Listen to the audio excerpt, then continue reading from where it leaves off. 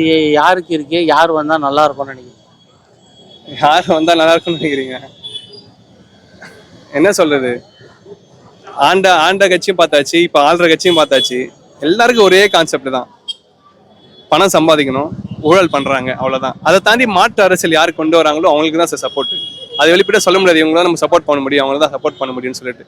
சரிங்களா? அவங்க கொடுக்குற கொள்கையெல்லாம் சில இதெல்லாம் நம்ம கூர்ந்து கவனிக்கணும். இப்ப பாத்தீங்கன்னா ஒரு தொகுதியில் நிக்கிற எதனா ஒரு இன்ஸ்டியூஷனை கூப்பிட்டு கேட்டுப்பாங்களேன், என் தொகுதியில் எத்தனை கேண்டிடேட் நிக்கிறாங்க, எத்தனை எம்எல்ஏ இருக்காங்க, எத்தனை எம்எல்ஏ ஜெயிச்சிருக்காங்க, எந்தெந்த கட்சியில ஜெயிச்சிருக்காங்க அப்படிலாம் யாருக்குமே தெரியாது. முதல்ல நம்ம இளைஞரை பார்க்கணும், நம்ம யார் நிக்கிறாங்க நம்ம தொகுதியில, நம்ம என்ன படிச்சிருக்காங்க, முதல்ல எல்லாத்தையும் டீடைல்ஸ் பண்ணணும். அப்பதான் அவங்க அனலைஸ் பண்ணி யார் நமக்கு நல்லா பண்ணுவா. முதலமைச்சர் பெரிய விஷயம் இல்ல சார், இந்த சின்ன சின்ன ஊராட்சி மன்ற தலைவர், எம்எல்ஏ, இவங்க கிட்ட தான் நம்ம பார்க்கணும். ஏன்னா இவங்க தான் கொஞ்சம் கொஞ்சம் மாற்றத்தை கொண்டு வருவாங்க, மேல இருந்து பார்த்துட்டு போயிடுவாங்க எல்லாருமே, அதெல்லாம் தெரியாது. இங்க நமக்கு யார் அடி கிரவுண்ட்ல இருந்து யார் வேலை செய்றாங்களோ அவங்களும் நம்ம சப்போர்ட் பண்ணணும். சரிங்களா? மேல இருந்து இவங்களுக்கு ஓட்டு போட்டா வந்துடுவாங்கலாம் கிடையாது. இங்க இருந்து அவங்க முதலமைச்சரே ஆகல அந்த கட்சி, சரிங்களா, உட்காரு ஆட்சியிலே உட்காரல, கீழே யாருன்னா ஒருத்தர் ஒரு எம்எல்ஏ எதிர்கட்சியா வந்து நல்லது செஞ்சாங்கன்னா அது போதும் நமக்கு. அந்த மாதிரி ஆள் தான் நமக்கு தேவை. இப்போ வந்து பார்த்தீங்கன்னா சார், இப்போ ரொம்ப வருஷமா அதிமுக, திமுக இவங்களே தான் மாற்றி மாற்றி வந்துட்டு இருக்காங்க.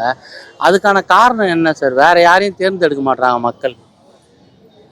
தேர்ந்தெடுக்க மாட்டாங்கன்னா இது வந்து கொஞ்சம் புதிரான கொஸ்டின் தான் இருக்கு. அதான் எனக்கும் தெரியல. சில மாற்று அதான் சார் பொலிட்டிக்கல் இஷ்யூன்னு பார்த்தீங்கன்னா ஒன்று இவங்க வரணும், இல்லை இவங்க வரணும் அப்படின்னு ஃபிக்ஸ் பண்ண மாதிரியே இருக்கு. பொலிட்டிக்கல் இஷ்யூ மட்டும் இவங்க தான் வரணும், இவங்க தான் வரணுன்றது பார்த்தீங்கன்னா கரெக்டாக 1949 அண்ணா கட்சி ஸ்டார்ட் பண்ணாரு. அப்பதுல இருந்து இன்னைக்கு 2026 வந்துருச்சு. தொடர்ந்து வந்துட்டாங்க 5-6 முறை அவங்க தொடர்ந்து இருக்காங்க. அவர் இப்போ வந்து பாத்தீங்கன்னா 50 50 55 70 வருஷமா அவங்க கட்சி தொடங்கி வச்சிருக்காங்க. இதுல பாத்தீங்கன்னா இப்போ எம்ஜிஆர் வந்து 86 கட்சி ஸ்டார்ட் பண்ணாரு. 86ல இருந்து 2020 வரையும் அவங்க ஆட்சி பண்ணாங்க. இதுக்குள்ள டிஃபரன்ஸ் பாத்தீங்கன்னா வந்து அங்க இருக்கிற மாற்றம் தான் சார். இப்போ வந்து நம்மள யங்ஸ்டர்ஸ் ஆயிடுச்சு, இனிமே வர மாற்றம் வந்து கண்டிப்பா மாறும், கட்சி ஒன்னு ஒன்னா மாறும். அப்ப இருந்தவங்க எல்லாருமே அந்த எம்ஜிஆர் பண்ணாரு, எம்ஜிஆருக்காகலாம் உயிரை கொடுத்தவங்க எவ்வளவு பேர் இருக்காங்க, ரத்தம் கொடுக்குறானுங்க. எம்ஜிஆர் சொன்னா அப்பெல்லாம் ரொம்ப ஒரு வீரியமா இருந்தாங்க. எங்க தாத்தா பேர் எல்லாம் பாத்தீங்கன்னா எம்ஜிஆருக்குலாம் அவ்வளவு சப்போர்ட் பண்ணாங்க.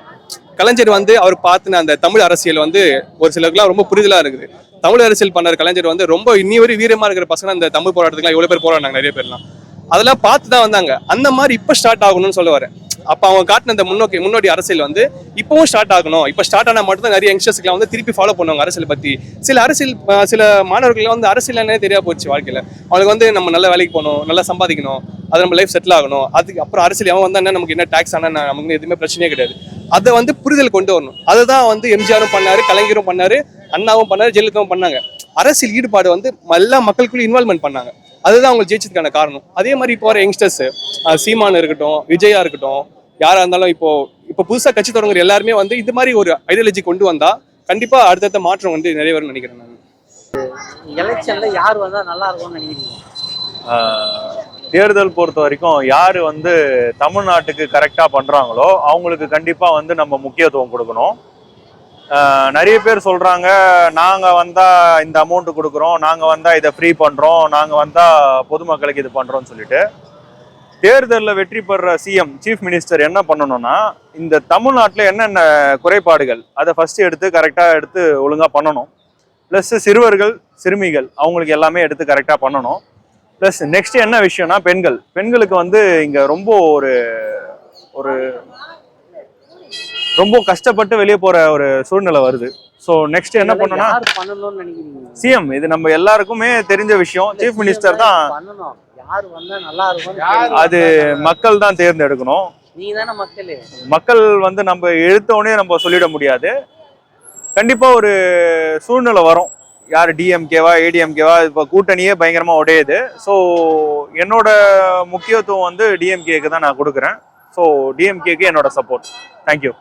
ஐயா, இப்போ வந்து பார்த்தீங்க அப்படின்னா நிறைய கூட்டணி வருவாங்கன்னு எதிர்பார்த்துருந்தோம் தலைவர் விஜய் அவர்களுக்கு. அப்படி நாங்கள் எதிரே பார்க்கலையே.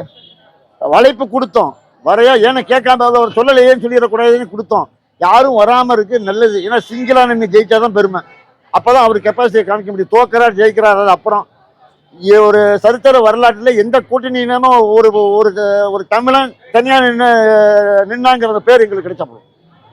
அந்த பேர் அதுவும் சிறு வயசுல ஒரு அரசியல்வாதியா வர்றாருல, அது பெரிய விஷயம் இல்லை. முதலமைச்சராக வரதுக்கு உண்டான போட்டி போடுறாருல சிறு வயசுல. இது வரைக்கும் எல்லாரும் வயசானவங்க தானே வந்திருக்காங்க. ஐயா, இப்போ விஜய், சீமான் இந்த மாதிரி நிறைய கட்சிங்கள்லாம் இருக்காங்க. இன்கேஸ் இந்த கட்சிங்க இப்போ விஜய்லாம் கட்சி ஆரம்பிக்கல அப்படின்னா நீங்க யாரை தேர்ந்தெடுத்துப்பீங்க? விஜய் வந்து கட்சியை ஆரம்பிக்கலைன்னா பிஜேபிக்கு சப்போர்ட் பண்ணுவோம். பிஜேபி. ஆமா, மக்களுக்கு என்ன செஞ்சிருக்காரு அதான் பார்க்கணும். காங்கிரஸ் செஞ்சிருக்கான்னு பார்க்கணும். அதிகமா செஞ்சது மோடி தானே செஞ்சிருக்காரு. இப்போ பல இந்த 10 வருஷத்துல அதிமுக சப்போர்ட் பண்ணுவீங்க? அவ்வளோ மோடி எதுல இருக்காரோ அதில் பண்ணியிருப்பேன், கண்டிப்பா பண்ணியிருப்பேன். கண்டிப்பா. இப்போ நான் ஒரு சிறு வயசு பையன் அரசியலுக்கு வருவான்னு சொன்னேன் பார்த்தீங்களா, அந்த இதை காப்பாற்றுறதுக்கு தான் நான் அவரை வரிசையாக கொண்டு வந்தேன். அவர் எத்தனாம் தேதி மாநாடு போடுவார், எத்தனாம் தேதி ஆர்ப்பாட்டம் நடத்துவார், ஒவ்வொரு ஃபங்க்ஷனும் அவர் நடத்துறதுக்கு முன்னாலே நான் சொல்லிட்டு வந்திருக்கேன். ஃபர்ஸ்டே சொல்லிட்டேன். இப்போ 5 நடந்துட்டு இருக்கு. போன மாதம் கூட சொன்னேன் அவருக்கு ஒரு மன அமைதி இழப்பார் அப்படின்னு. அந்த நிகழ்ச்சி நேற்று நடந்துருக்கு. இப்போ வந்து அவர் பிஜேபியில் வந்து நல்லா பண்ணுவாங்க, எடப்பாடி கூட இருக்காங்க. ஓகே, ஏன் நீங்க இப்போ அரசியல் வந்து பெருசா ஆதரவு கொடுத்தா உறுதியில ஏற்கனவே பார்த்து எல்லாரையும் பார்த்துட்டேன். ஒரு பையன் வரேங்கிறான், ஏன் விடுவானே? அதெல்லாம் தேடி வேலைக்கு ஆள் வேணும்னு தேடிட்டு இருக்கோம். வேலை செய்யறதுக்கு ஒருத்தன் வரான். அப்போ வேலைக்கு இவ்வளோ நாள் டிமாண்டு சரியில்லை. இதுக்கு முன்னாடி வேலை செஞ்சாலும் சரியில்லை. எங்களுக்கு எப்படி ஒரு கடையில் தொழிலாளியை மாற்றுறோம், வேலை சரியில்லை, கை சுத்தம் இல்லைன்னா மாற்றுறோம், கையும் சுத்தம் இல்லை, வேலையும் சரியில்லை. அப்போ அந்த மாதிரி ஆளை ரிஜெக்ட் பண்ணுறோம். புதுசாக நான் வரேன், நான் நல்லா வேலை செய்கிறேங்கிறான், வாய்ப்பு கொடுத்தா பார்ப்போம். சப்போஸ் இப்போ அவர் வந்து சரியா பண்ணாமலாம் பண்ணுவார்னு முதல்ல நினைப்போம். பாசிட்டிவ் எதுக்கு நெகட்டிவ் போவானே? நல்லதே நடக்கும் தான் என் பாலிசி. கடவுளை நான் கும்பிட்றதே நல்லதே நடக்கணும் தான் வேண்டிக்கிறோம். புதுசுமா ஏதாவது நடந்தால் அப்புறம் பார்த்துக்கலாம். முதல்ல வரதுக்கு முன்னாலே சங்கு ஊதக்கூடாது. வரட்டும், ஆட்சி அமைக்கிறது பார்ப்போம். 2 வருஷம் ஒரு 5 வருஷம் கொடுப்போம் ஃப்ரீயா. அதுக்கப்புறம் தெரிஞ்சுக்கலாமே. இப்போ நீங்கள் எடுத்துக்கிட்டீங்கன்னா மிச்சவங்களாம் அனுபவத்தை அப்பா வழியில் அப்பாட்ட கற்றுக்கிட்டு இப்படி வந்தவங்க. ஒருத்தன் சிங்கிளாக வந்து எல்லாமே செஞ்சுட்டான். இத்தனை சிறு வயசுல மாநாடு போட முடியுமா? இவ்வளவுக்கும் எதிர்ப்பு தெரிவிச்சு அதுக்கு பெர்மிஷன் வாங்குறதுக்குள்ள பல்லோல பட்டான். அப்புறம் மாநாடுக்கு கூட்டத்துக்கு பாதுகாப்பு இல்லை. எப்படி இல்லாம கஷ்டப்பட்டு இன்னைக்கு ஜில்லா நிக்கிறான்ல, அதுக்கு நம்ம தலைமை மக்கள் வந்து தலை வணங்குறாங்க. அவரை வரவேற்கிறதுக்கு என்ன செய்யணுமோ அதை செய்வாங்க. அது நம்பிக்கை இருக்கு.